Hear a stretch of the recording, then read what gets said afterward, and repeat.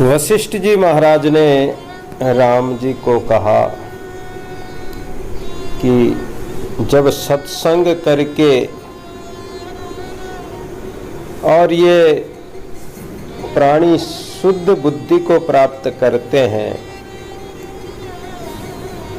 उस शुद्ध बुद्धि के आत्मज्ञान संशोधन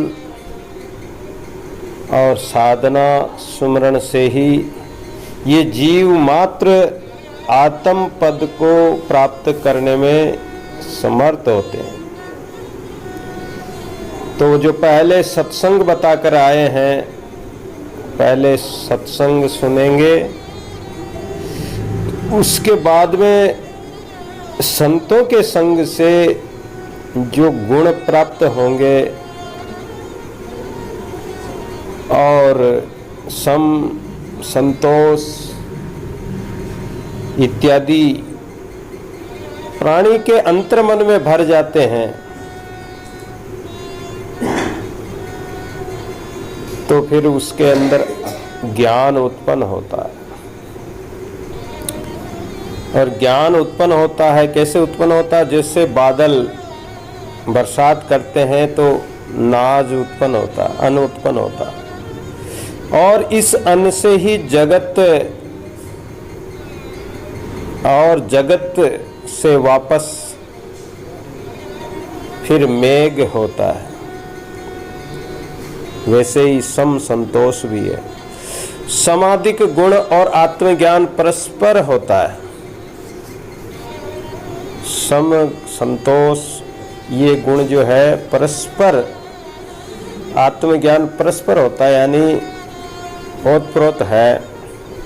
सम दम श्रद्धा तितिक्षा खट संपत्ति मुमुक्षुता इत्यादि ये गुण जिसमें आ जाते हैं तो उसी से ही आत्म पद प्राप्त होता है। दोनों ही ओतप्रोत है। और आत्मज्ञान करिश्मादिक गुण आकर्षित हो जाते हैं।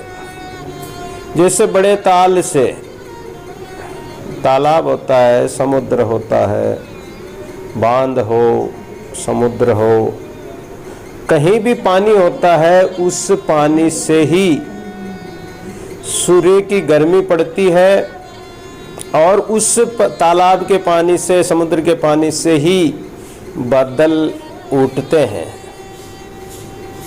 मेघ बनते हैं, वाष्प बनती है और ऊपर जाके ठंडी हवा लगती है और बादल बनते हैं।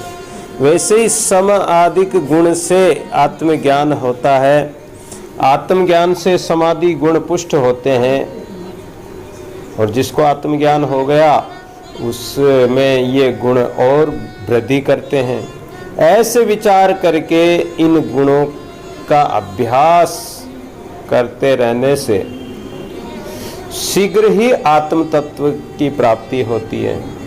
हे राम जी, ज्ञानवान पुरुष को इन गुणों का स्वाभाविक रूप से आत्मसात करने से ही और अभ्यास द्वारा पालना करने से ही कल्याण की प्राप्ति होती है।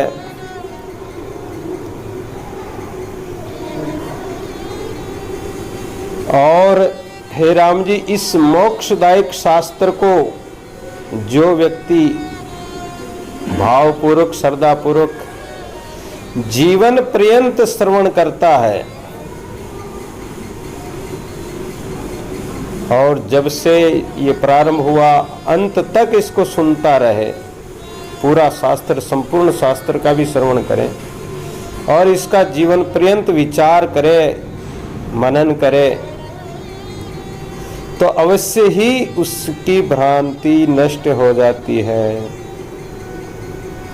भ्रांति बताया था, भ्रांति कई प्रकार की होती है। जड़ जड़ की भ्रांति होती है, जीव जड़ की भ्रांति होती है, जीव ईश्वर की भ्रांति होती है, रज्जु की भ्रांति होती है, असुच में सुच पवित्रता दिखाई देती है, सत्य में सत्यता प्रतीत होती है, तो ये जो भ्रांतियाँ होती है जीव मात्र के, वो सब भ्रांतियाँ नष्ट हो जाती है। धर्म अर्थ काम मोक्ष ये चारों पदार्थ साधना से ही, पुरुषार्थ से ही सिद्ध होते हैं। परंतु ये मोक्षदायक जो शास्त्र आत्म प्राप्ति का परम कारण है, इस शास्त्र को अगर भली प्रकार अभ्यास करे, अब तक जो हमने श्रवण किया है वो वैराग्य प्रकरण मुमुक्षु प्रकरण था, और इस मुमुक्षु प्रकरण में वैराग्य, त्याग, तपस्या, समदमादि इत्यादि सब आत्म कल्याण के साधन उपाय बताए, और इन साधनों को जो कोई अपनाता है तो उसका अवश्य कल्याण होता है। आगे इस प्रकरण को पूरा करते हुए आगे योग वासिष्ठ में उत्पत्ति प्रकरण प्रारंभ कर रहे हैं। समस्त विद्याओं के आचार्य परम पूज्य गुरु वशिष्ठ जी महाराज कहने लगे कि ब्रह्म क्या है। उत्पत्ति प्रकरण बता रहे हैं अब कि ये जो ज्ञान उत्पन्न होता है, आत्म बोध बंज का बेटा गुरुमुख उपजे आई। जो गुरुमुखी हो चुके हैं, अधिकारी बन चुके हैं, जिनका परमात्मा से संबंध नाता मान लिया है, प्रयोजन जीव ब्रह्म की एकता का है कि हमें परमात्मा से एक में होना, परमात्मा का प्राप्त करना, परमात्मा को ऐसा संबंध प्रयोजन और जो हो जाता है तो उसमें ब्रह्म विद्या का ही विषय है और ब्रह्म को ही प्राप्त करना है। तो जो अधिकारी हो जाते हैं उसको गुरुदेव परमात्मा से ओतप्रोत करा देते हैं। तो राम जी से कह रहे हैं वशिष्ठ जी महाराज कि ब्रह्म परमेश्वर है, वो सर्वशक्तिमान है, वो सर्वव्यापी है, और परे से परे वो सर्वत्र सबके अंदर समाया हुआ आदि पुरुष परमात्मा को कोई ब्रह्मवेता महापुरुष ही जान सकते हैं। जो ऐसे अधिकारी वही जान सकते हैं। ब्रह्मवेता अर्थात ब्रह्म को जानने वाले हैं। ये दोनों शब्द केवल ब्रह्म ज्ञान के सहारे से ही जाने जा सकते हैं। इसमें अहम, त्वम, इदम, सह इत्यादि जो शब्द कहे जाते हैं वे सब आत्मा के सहारे ही प्रतीत होते हैं। अहम यानी मैं, यहाँ मैं आत्मा का प्रतीक है। त्वम यानी तुम, ये भी आत्मा का प्रतीक है। इदम यह है, सह सात, ये सब आत्मा का प्रतीक है। जिस प्रकार स्वप्न में अनुभवात्मिक शब्द दृष्टिगोचर होते हैं, हम दिन भर जागृत अवस्था में जो अनुभव करते हैं वही स्वप्न में अनुभव होते हैं, और वही दृश्य स्वप्न में दिखाई देते हैं। उसी प्रकार इस जगत को भी जानना चाहिए। मनुष्य के हृदय में जो ये शंका उत्पन्न होती है कि भाई संसार क्या वस्तु है और ये कैसे उत्पन्न हुआ है और ये किसका है, किसने बनाया है, आदि है, अनादि है, कब बना, ये समस्त जो शंकाएं हैं ये जिज्ञासु के उत्पन्न होती है, लेकिन इनका पूर्णतया उत्तर हर कोई नहीं दे सकता है। इस कारण हे राघव, ये समस्त संसार अज्ञान अवस्था में आवृत हो रहा है, अज्ञान आवरण में फंसा हुआ है। ये उस ब्रह्म को नहीं जानता है। हे राम जी, इसके प्रथम मैंने तुमको मुमुक्षु प्रकरण सुनाया, किंतु अब उत्पत्ति प्रकरण सुना रहा हूँ। ध्यान देकर सुनना। संसार की प्रत्येक वस्तुएं परिवर्तनशील है। कोई भी वस्तु, व्यक्ति संसार का जो है सदैव एक रस नहीं रहता, बदलते रहते हैं, इसलिए परिवर्तनशील है। जिसकी उत्पत्ति है, जिसकी उन्नति है तो उसका पतन भी है। जो बढ़ता है वो एक दिन गिरता भी, बढ़ता वो ढहता भी है। और जिसकी उन्नति नहीं, जो बनता ही नहीं है, तो उसका पतन भी कैसे होगा? कोई चीज है ही नहीं तो उसका पतन, नाश भी कैसे होगा? तात्पर्य यह है कि पतन उसी का होता है जो उत्पन्न होता है। जन्मया सो मर जाए, जो जन्मा है वो मरेगा। तो उत्पन्न हुआ है तो वो बंधन भी है, बंधन का कारण भी है। उसी को मोक्ष रूप भी कहना चाहिए, वहीं उत्तम तथा वहीं निकृष्ट भी है। जो आत्मा है वो जीव रूप में आकर प्रकट हुआ है तो वो बंधन में पड़ेगा, लेकिन वो बंधन में पड़ा है, वास्तव में तो वो मुक्त ही है, पर वो बंधन में पड़ने के कारण अपने आप को भी उसी का मान लेता है। इसलिए उसी बंधन से मुक्त होने का नाम मोक्ष है। जो वस्तु उत्पन्न हुई है वह अवश्य नष्ट होएगी। कोई भी वस्तु प्रकट हुई है तो वो नष्ट होगी, वो सदा रह नहीं सकती है, क्योंकि उत्पन्न होना ही नाश का कारण है। जो चीज बनी है तो वो अवश्य बिगड़ेगी, जो घड़ा बना है तो वो भी अवश्य एक न एक दिन फूटेगा। ये तो काचा कुंभ है, काचा कुंभ कुलाल का एक धक्के दरार, एक धक्के में उसके दरार पड़ जाएगी, फूट जाएगा। जब वस्तु उत्पन्न ही नहीं है तो नाश भी कैसे होगी? अतएव वह स्पष्ट जानो कि उत्पन्न हुई वस्तुएं अवश्य नष्ट होती है। संसार में चराचर जितनी कुछ वस्तुएं दृष्टिगोचर होती वह सब आकाश के समान है, आकाशवत। देखो, जाने वाली वस्तुओं से देखने वाले का जो कुछ संबंध है वही बंधन का कारण है। जो वस्तुएं हमारी दृष्टि में आ रही है, देखने में आ रही है, गाय भैंस हो, कुत्ता हो, और वनस्पति हो, पहाड़ हैं, पृथ्वी, आकाश, जल, वायु, अग्नि सब हैं, ये जो हमने इनसे संबंध जोड़ लिया है यही बंधन का कारण है। जबकि बता रहे हैं कि ये सब नष्ट होने वाली है, और जो इससे मुक्त हो जाता है वह मोक्ष को प्राप्त होता है। मुक्त होना ही मोक्ष है। पर ये बिना यत्न किए, बिना पुरुषार्थ किए, बिना साधन किए, सुमरण किए बिना, भजन किए बिना, साधना किए बिना, गुरु ज्ञान के बिना, आत्मज्ञान के बिना छुटकारा नहीं हो सकता है। तो इसलिए इससे छुटकारा कैसे हो उसकी और बता रहे हैं कि ये शरीर रूपी संसार चिन्ह मात्र रूप है, क्षण मात्र, क्षण भंगुर, चिन्ह मात्र, यानी थोड़ा सा कोई अंश मान लो परमात्मा के शुद्ध स्वरूप में, शुद्ध माया में। ये एक 1000वां हिस्सा मान लो। इतना बारीक, इतना छोटा ये संसार है, क्षणिक है। इसमें कुछ भी उत्पन्न नहीं हुआ है, परंतु जो उत्पन्न हुआ है वह निद्रावस्था में स्वप्न के समान है।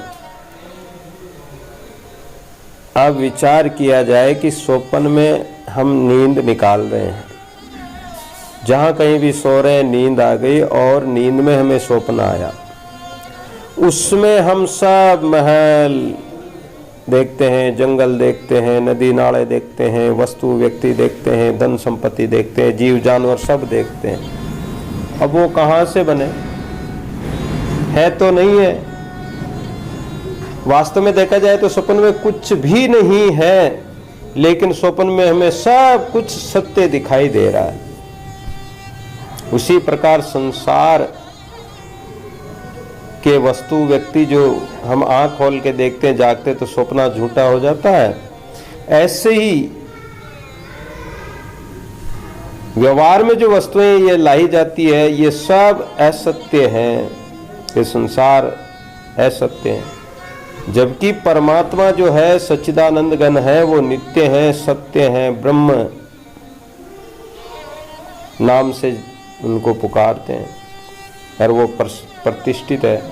इन सबों में अपना अपना रूप धारण करने की शक्ति है। इसी से चेतन शक्ति रहने से ये शब्द सजीव माने जाते हैं। चाहे ब्रह्म कह दो, सत्य कह दो, सच्चिदानंद कह दो, साईं, राम नाम, जो भी कुछ कहते हैं, ये शब्दों में अद्भुत शक्ति है। इसी से हमारे अंदर चेतना शक्ति जागृत होती है। ये सजीव है, जैसे कोई बीज हो और वो बीज अगर भुना हुआ नहीं है तो उसको कहीं भी भूमि में डालेंगे तो वो उत्पन्न हो जाएगा, अंकुरित हो जाएगा।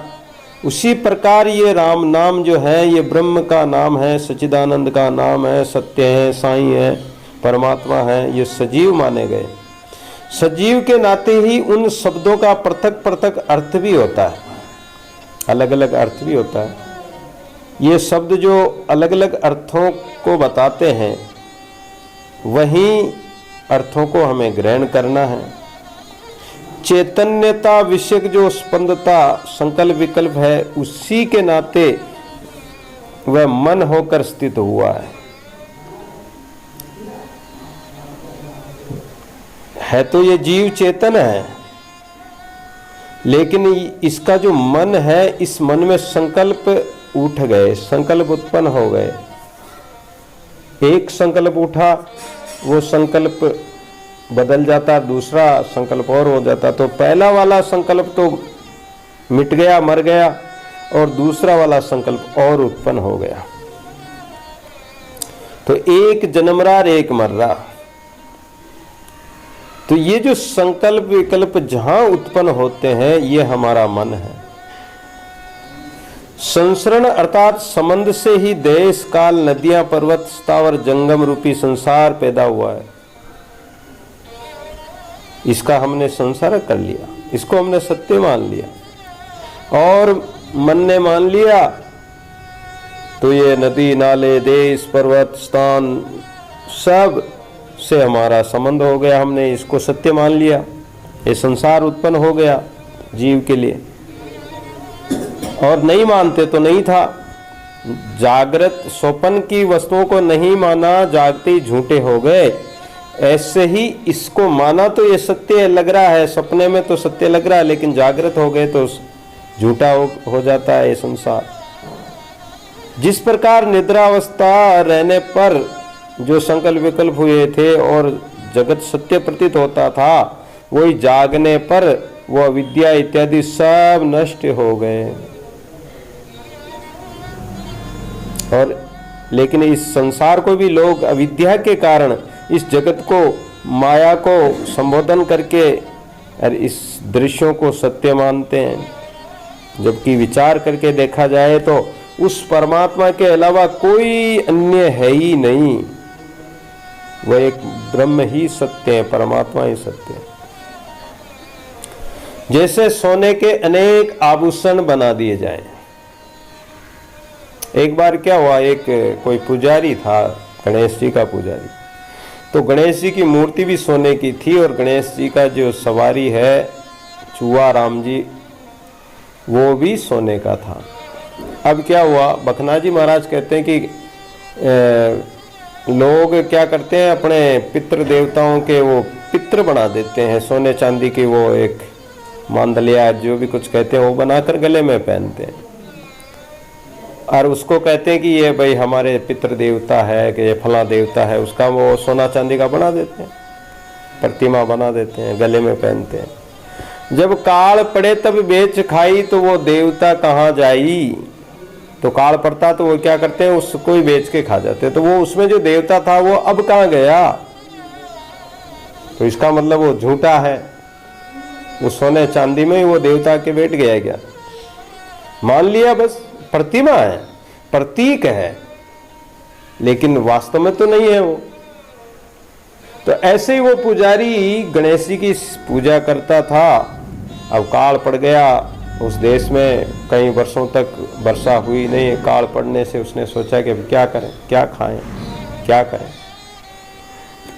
तो उसके पास जो सोने की मूर्ति गणेश जी की थी और चूहे की मूर्ति, उसको एक सुनार के पास ले गया और ले जाकर कहने लगा कि भाई ये मूर्ति है गणेश जी की, ये सवारी चूहे राम जी की है सोने की, तो इसको खरीद लो और इसके पैसे बता दो, दे दो। दुष्काल पड़ जाए क्या खाएं, अब कुछ इसको बेचकर ही पेट उधर पूर्ति करनी पड़ेगी।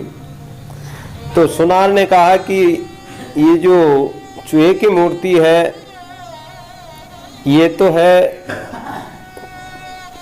500 रुपए की,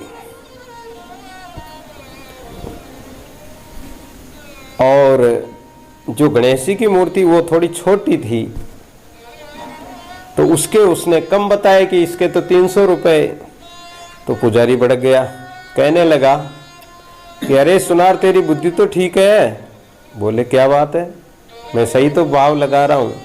अरे तू विचार नहीं करता है, ये जो चूहा है ना ये तो गणेश जी की सवारी है, गणेश जी इस पर सवारी करते हैं, जिसके तो तू ज्यादा पैसे बता रहा, 500 रुपए बता रहा, और जो गणेश जी मालिक है, रिद्धि सिद्धि के दातार हैं, उनके तू 300 रुपए बता रहा।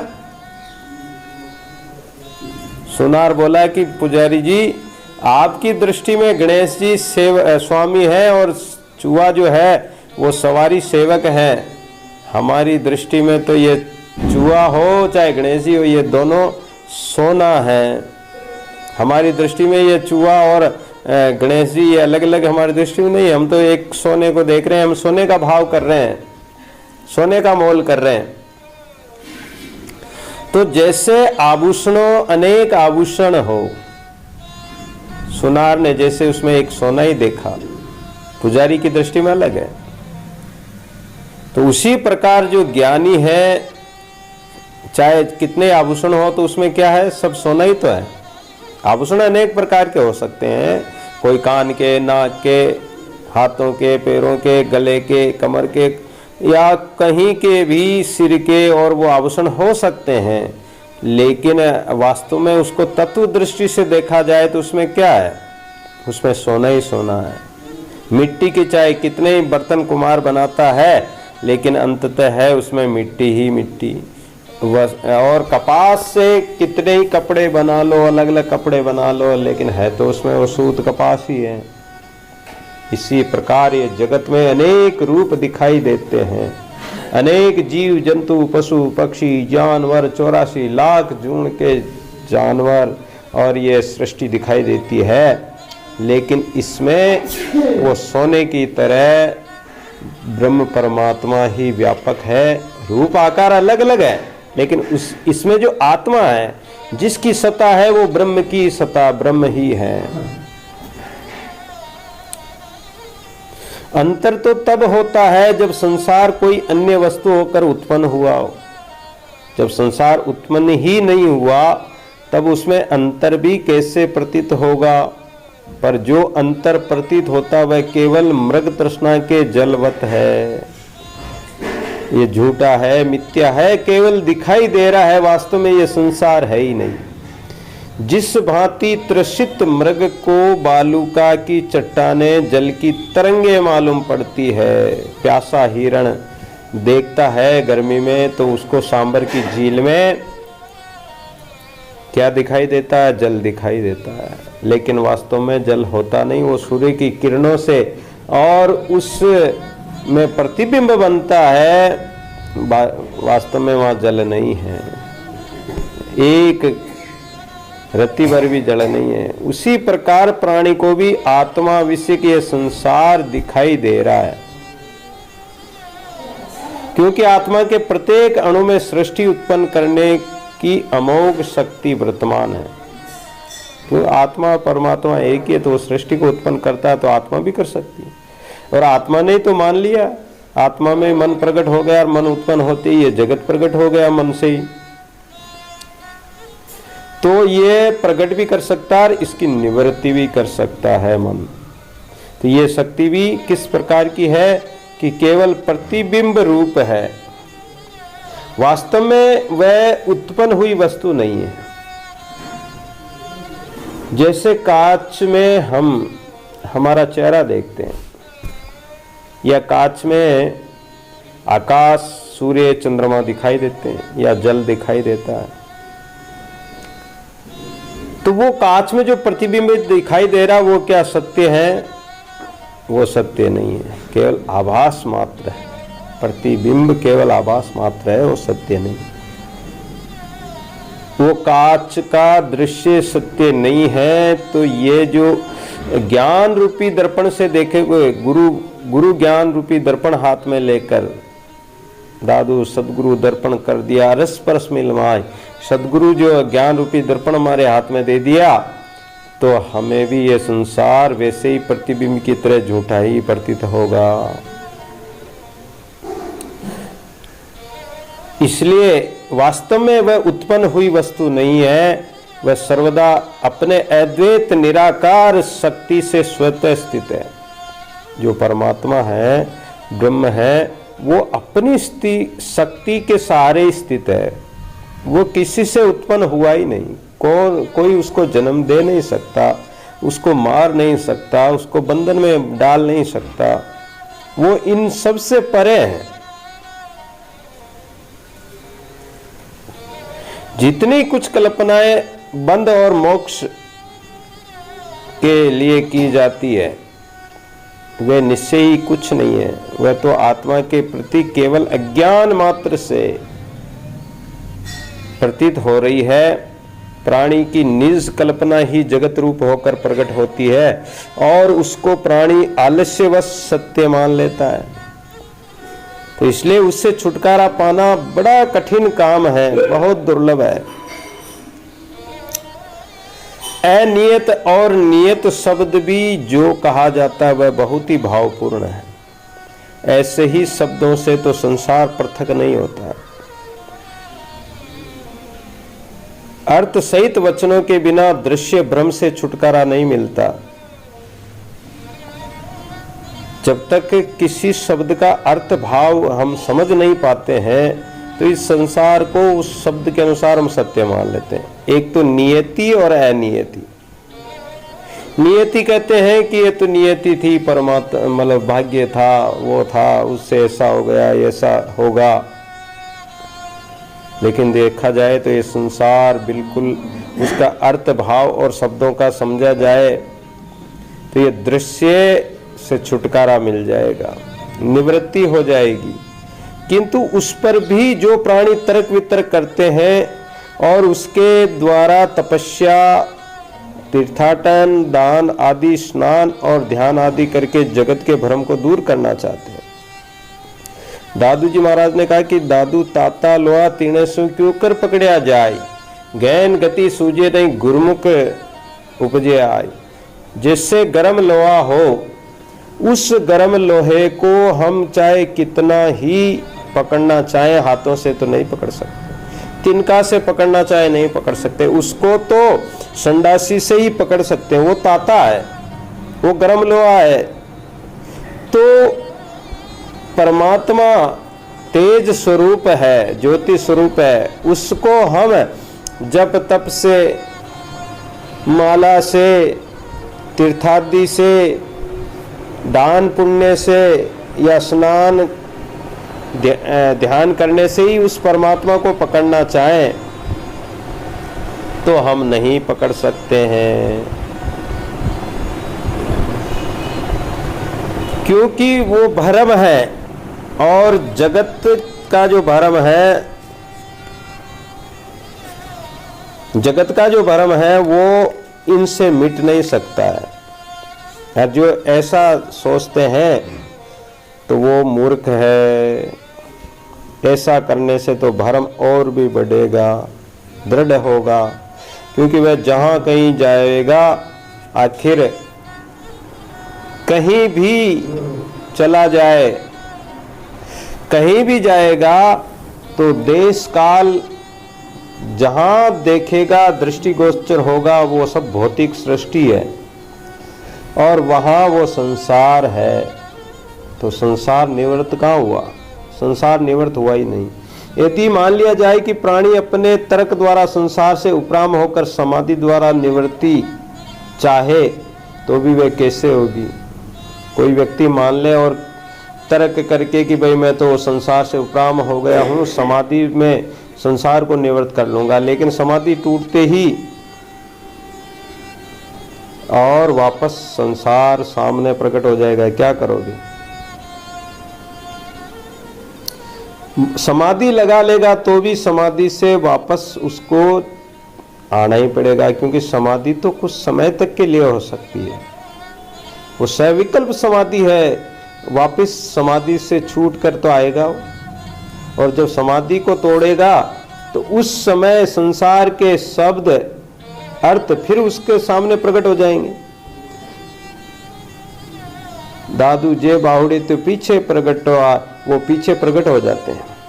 अगर कोई संसार परमात्मा की तरफ जाए, अगर वापस बाउड़ता है तो वापस संसार प्रकट हो जाता है, वही माया मोह प्रकट हो जाते हैं। तो विचार करने की बात है कि उसे समाधि का अक्षय सुख प्राप्त नहीं हो सकता है। कहाँ हुआ उसको? हुआ ही नहीं। सुख तो तभी तक रहा जब तक वह समाधि में बैठा रहा। जैसे कोई व्यक्ति एसी चलाकर या बर्फ के घर में बैठ जाए थोड़ी देर तो उसको ठंडक हो जाएगी, मान लेते हैं कि ठंडक हो जाएगी, लेकिन उस बर्फ के घर में ही तो सदा नहीं रहेगा वो, उसको बाहर तो निकलना ही पड़ेगा। बाहर निकलेगा तो बाहर की जो गर्मी है वो तो सताएगी उसको। संसार के विषय पदार्थ इत्यादि तो उसको सताएंगे ही। तो कहाँ उस गर्मी से, उस ताप से, इस संसार जगत से कहाँ निवृत्त हुए। जिस प्रकार कमल दंड में बीज की शक्ति वर्तमान रहती है, जब तक उस दंड को तोड़कर पृथक न कर दिया जाए तब तक वह फिर उत्पन्न होता ही रहता है। कमल डांडी होती है, उसमें ही उसका अंश होता है, दूसरा पौधा तैयार कर देती है वो डांडी। और अगर उस डांडी को तोड़ ताड़ कर फेंक दिया जाए तो फिर उसकी बीज शक्ति नष्ट हो जाती है।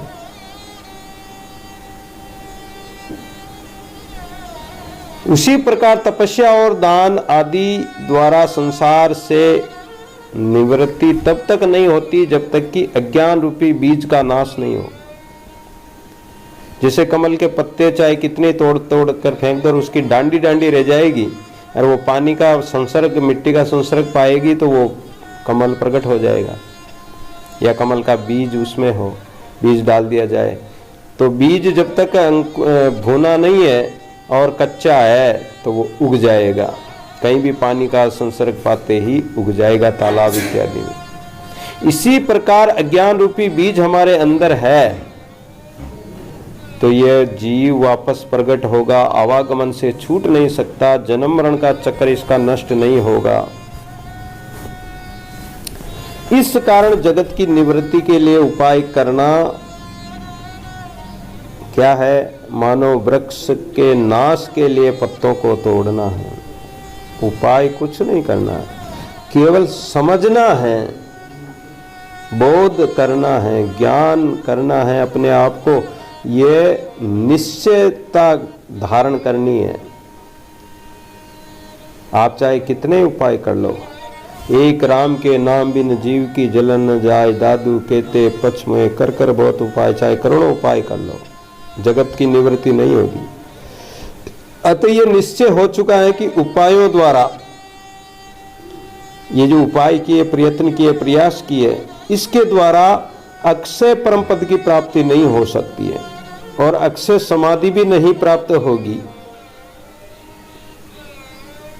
वशिष्ठ जी महाराज कहते हैं कि मैं सर्वत्र देखता हूं तो मुझे ये जगत पाषाणवत यानी पत्थर की तरह दिखलाई दे रहा है।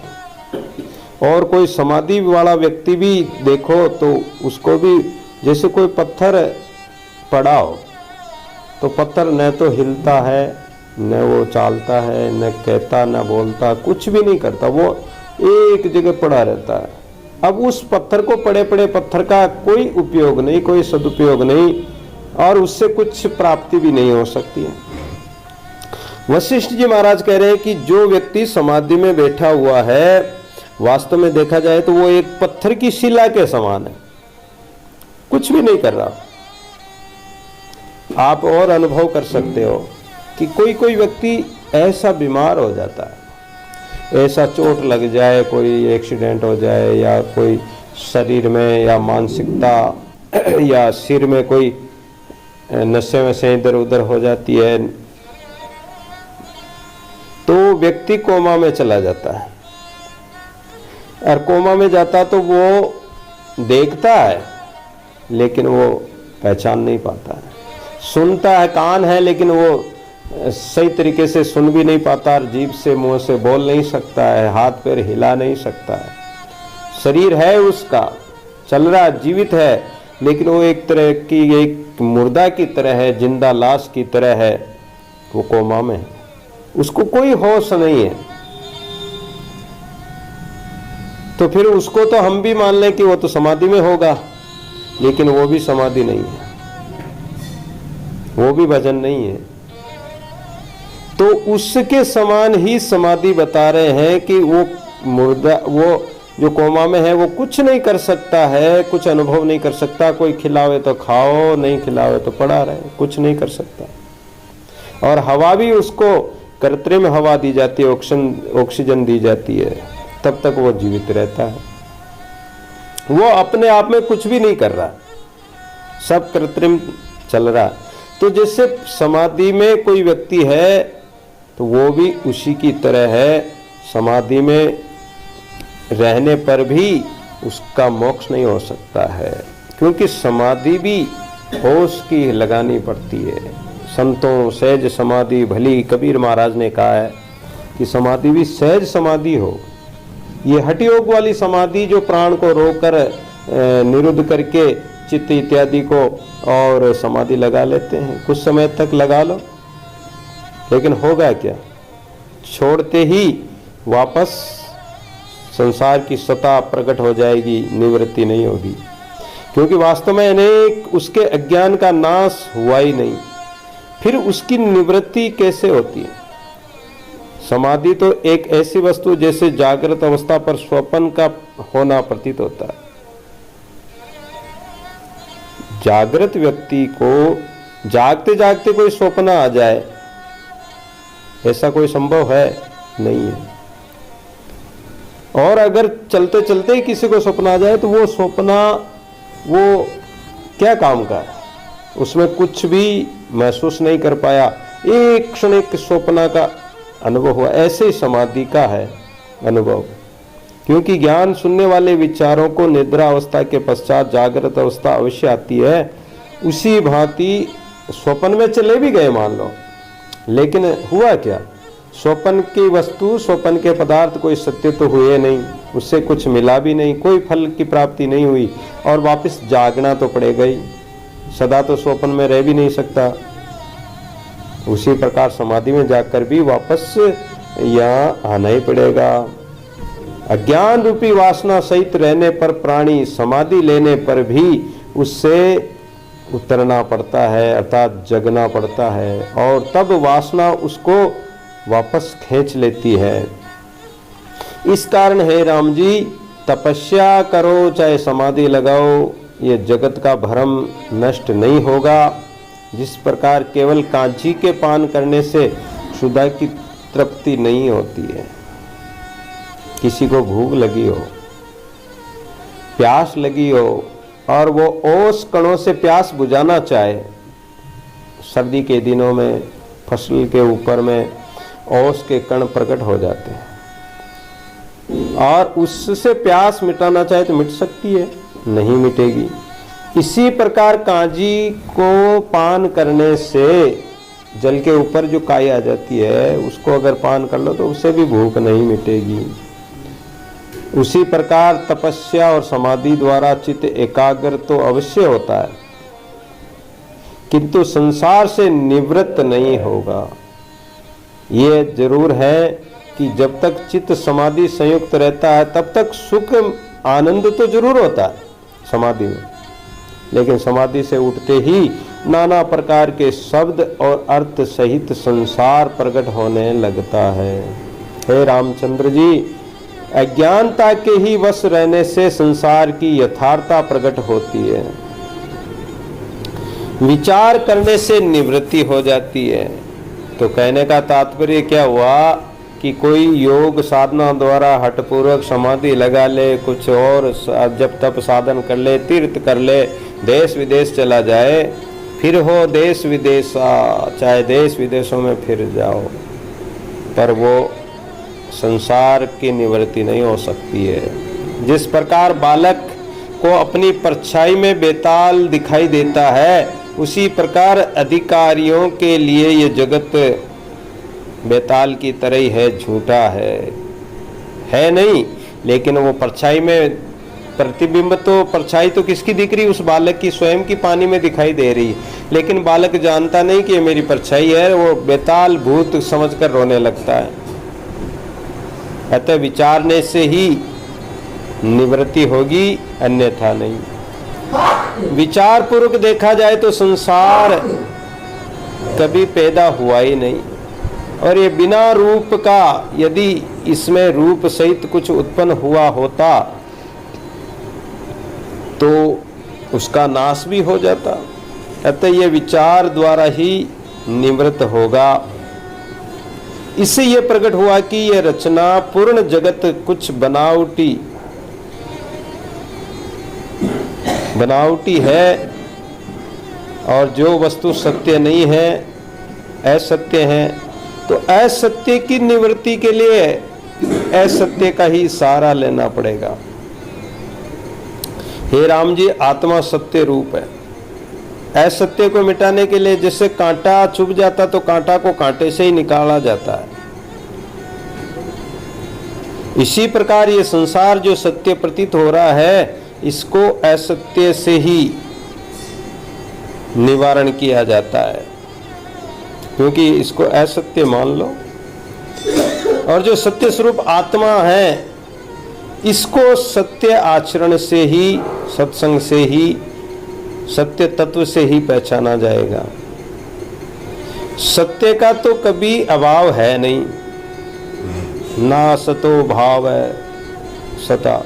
गीता में कहा है भगवान ने कि सत्य का यानी मेरा तो कभी अभाव है नहीं, और जो असत्य है उसकी सत्ता है नहीं।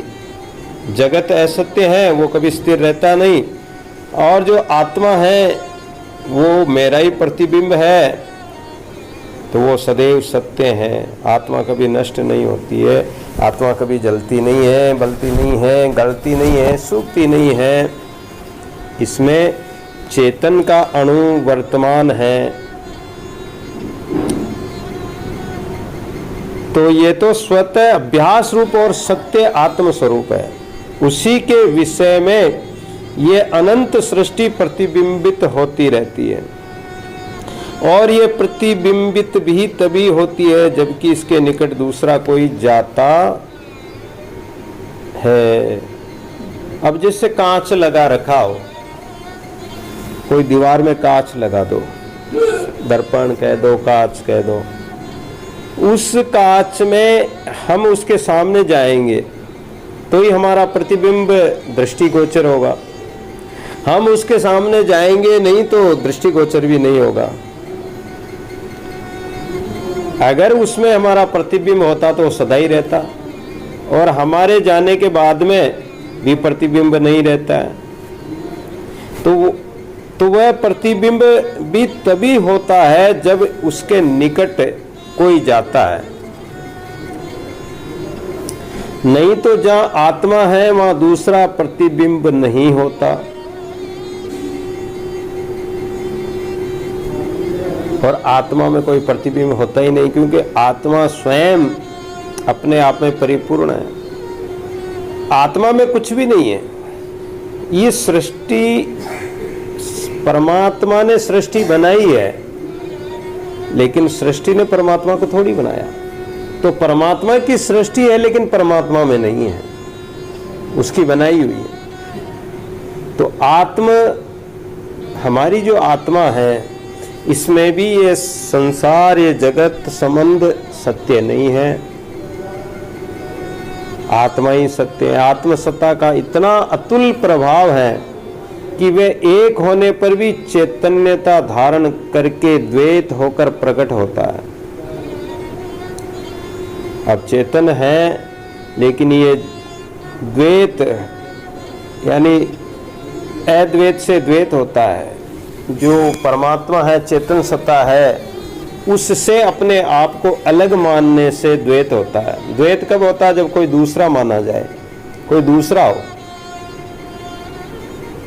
एक जंगल में एक बहुत भयंकर शेर रहता था और वो जीवों को मार देता था। अब जीवों को मारता तो वो जितना खाए उतने जीवों को मारे, जब तक तो ठीक है, लेकिन वो जंगल में जब भी जिधर भी जाता तो अनेक जीवों को मार देता। अब खाता तो वो थोड़ा ही, लेकिन इतने जीवों को मार देता तो वो बेचारे जीव बहुत सारे खत्म हो गए। तो जीव जातियों ने सबने मिलकर विचार किया कि ये जो हमारा शेर जंगल का राजा है, लेकिन ये सब जीवों को मारता है, बहुत अधिक मात्रा में मारता है, जिसके कारण हमारी जीव जाति नष्ट होती जा रही है। क्यों न हम सब इकट्ठे होकर शेर को कह दे कि भाई तुम एक जीव तुम्हारे प्रतिदिन हम भेज देंगे, ताकि तुम्हें कहीं जाना भी नहीं पड़े, तुम अपनी गुफा में पड़े रहो और वहीं एक जीव प्रतिदिन हम भेज देंगे, आप वहीं खा लेना। ऐसा अगर शेर मान ले तो हमारे जो जीव जातियां हैं ये नष्ट नहीं होगी। तो वो सब इकट्ठा होकर शेर के सामने गए और बोले कि भाई तुम हमारे जंगल के राजा हो, हमारा फर्ज बनता है कि हम आपको परिश्रम न दें और हम आपके पास अपने आप ही आ जाएंगे, एक जीव प्रतिदिन आपके भोजन के लिए आ जाएगा, ये हमारी व्यवस्था रहेगी। तो शेर मान गया। शेर ने सोचा कि कौन शेर आलसी होता है, तो वो गुफा में पड़ा रहा और प्रतिदिन उसके लिए आहार आ जाता था एक जीव, तो उसको खा लेता। एक दिन एक खरगोश का नंबर आया। खरगोश ने सोचा कि शेर के सामने जाऊंगा तो शेर तो मुझे खाएगा ही खाएगा, और मरना तो है ही, और जब मरना ही है तो कुछ करके मरे तो अच्छा है। इस संसार में हम भी आए हैं तो हमें मरना तो है, ये तो ध्रुव निश्चय है, दृढ़ निश्चय है, पक्का है, गारंटी है कि जो जन्मा है वो मरेगा, और हमें हम सबको मरना है। आए हैं सो जाएंगे राजा रंग की। तो हमें विचार करना है कि मरना तो है ही, तो कुछ न कुछ करके मरे। कबीर कहते हैं कि कबीरा जब पैदा हुए तो जग हंसे और हम रोए, कुछ करनी ऐसी कर चलो जो हम तो हंसे जग रोए। तो ऐसा कुछ कर्म कर जाओ, ऐसी कोई साधना, सुमरण, भजन, सेवा, परोपकार, दान पुण्य करो, जिसके प्रभाव से तुम इस संसार में कुछ करके जाओगे तो सदा ही जीवित रहोगे, जाने पर भी जीवित रहोगे। खरगोश ने सोचा कि क्यों न मैं कुछ न कुछ करूं, उपाय तो करना चाहिए, मरना तो है ही, शेर मारेगा ही मारेगा। तो वो विचार करते करते धीरे धीरे जा रहा था। अब जिस समय शिकार को शेर के सामने पहुंचना था वो समय निकल गया, दोपहर आ गए। खरगोश विचार करता ही जा रहा था, कभी झाड़ियों में छुपता, कभी कहाँ छुपता छुपता जा रहा था। तो एक झाड़ी में उसने अपने आप को लहूलुहान कर लिया, कांटे वाली झाड़ी में निकला, लहूलुहान कर लिया अपने आप को, और शेर के पास पहुंच गया। दूसरा पैर भी बीत गया, तीसरा पैर आने वाला। शेर देखता है कि आज मेरी खुराक नहीं भेजी है और इन सब जानवरों को मैं देख लूंगा, अब इन जानवरों को नहीं छोड़ूंगा। वो आग बबूला हो रहा था क्रोध के मारे,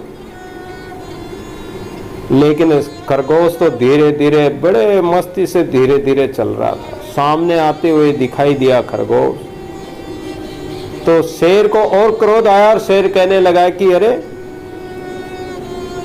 सुबह से इंतजार कर रहा हूं और तू इतना लेट, इतनी देरी से आया है, और वो भी एक छोटा सा जानवर। अरे जैसे ऊंट के मुंह में जीरा की फाकी देवे तो उससे क्या होगा, जीरा की फाकी से ऊंट के मुंह में क्या फर्क पड़ेगा, बेचारे के गले में ही पूरी नहीं जाएगी, पेट तो क्या भरेगा। तो एक छोटा सा खरगोश तू आया है, मेरी भूख भी नहीं मिटेगी, इतनी देर कहाँ लगा दी। जोर से दहाड़ देकर, दहाड़ मार कर बोला। खरगोश बेचारा कांपने लगा, थर थर डर गया। बोला हुजूर मैं क्या करूं, इस जंगल में ये बताओ कि आप ही राजा है या और भी कोई राजा है? बोले कि राजा तो मैं ही हूं। अरे महाराज कहाँ है? मुझे तो एक जंगल में एक और राजा मिल गया, तो मैं तो सोचा कि वो ही मेरी खुराक होगी, लेकिन मुझे लगा कि वो तो नहीं है, तो मैं उससे लड़ाई करके बड़ी मुश्किल से बचा के आया हूं। बोले कौन था? बोले महाराज आप जैसा ही स्वरूप था, आप जैसा ही शेर था और बड़ा खुंखार था। मैं तो झाड़ियों में फंस फुसा के जैसे तैसे बचा के आया, उसके नाखून लग गए, देख लो मेरा शरीर पूरा लहूलुहान हो रहा है। शेर ने कहा कि ये बात है, कहाँ है वो? शेर उस खरगोश के कहने से उसके पीछे पीछे गए कि चलो मेरे पीछे, मैं बताता हूँ, और एक कुएं के पास ले गया। कुएं के पास ले जाकर बोला कि देखो वो आपके डर के मारे इस कुएं में कूद गया हो, देखो आप कुएं में देखो। तो शेर कुएं में देखने लगा तो वो पानी में उसका प्रतिबिंब दिखाई दिया। शेर ने सोचा कि वास्तव में ये मेरे डर के मारे, और उसमें पानी में कूद गया। बड़ा भया तो क्या भया, जो बुद्धि उपजी नाई, एक सुसे सिंह के कारणे पड़ा कुएं के माय, और कुएं में कूद पड़ा। अपना प्रतिबिंब तो नहीं पहचाना, और वो दूसरा जानकर, द्वैत दूसरा जानकर, दूसरा शेर जानकर कुएं में कूद पड़ा। आवाज लगाई तो वो कुएं में आवाज तो घुसती है, पर वापस आवाज लौट कर आई, दहाड़ मारी तो उसने सोचा कि अच्छा मुझे डराता है, और वो कुएं में छलांग मारी तो कुएं में जा कूदा। वहाँ कौन सा शेर था, और वो कुएं में ही पड़ के और वहीं नष्ट हो गया। तो ऐसे ही ये द्वैतता है, हमारा प्रतिबिंब हम जान नहीं पा रहे। ये संसार क्या है? एक प्रतिबिंब की तरह है। कांच में प्रतिबिंब दिखाई देता, वो सत्य नहीं है। सत्य तो हम हैं, हमारी आत्मा है, हमारा जो असली स्वरूप है परमात्मा का ब्रह्म स्वरूप है, वही सत्य है।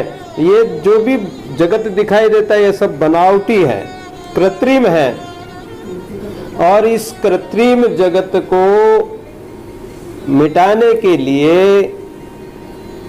ये कृत्रिम साधन ही अपनाने पड़ते हैं कि इसको झूठा मानना पड़ेगा और सत्य आत्मा को स्वीकार करना पड़ेगा।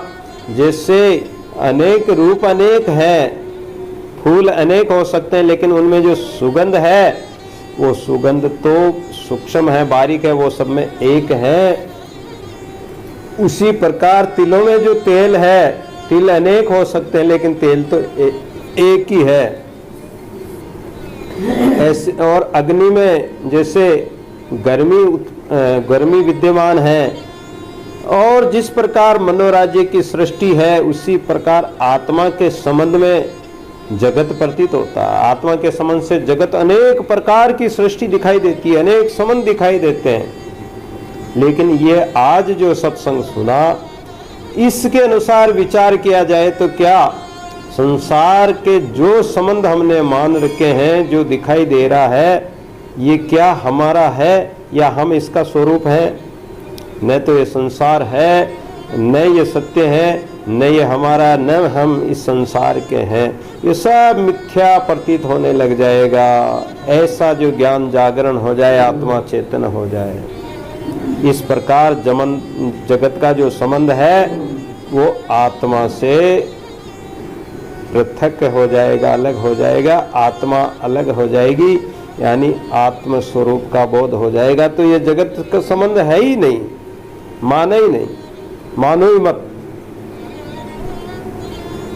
तो जो आज का सत्संग श्रवण किया आत्म कल्याणदायक है, और इसका विचार किया जाए तो वास्तव में ही ये जगत ऐसा ही प्रतीत होता है। रघुपति राघव राजा राम, पतित पावन सीताराम रघुपति राघव राजा राम पतित पावन सीताराम रघुपति राघव राजा राम पतित पावन सीताराम सीताराम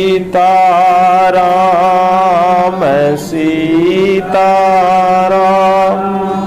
भज प्यारे मन सीताराम सीताराम सीताराम भज प्यारे हम रघुपति राघव राम।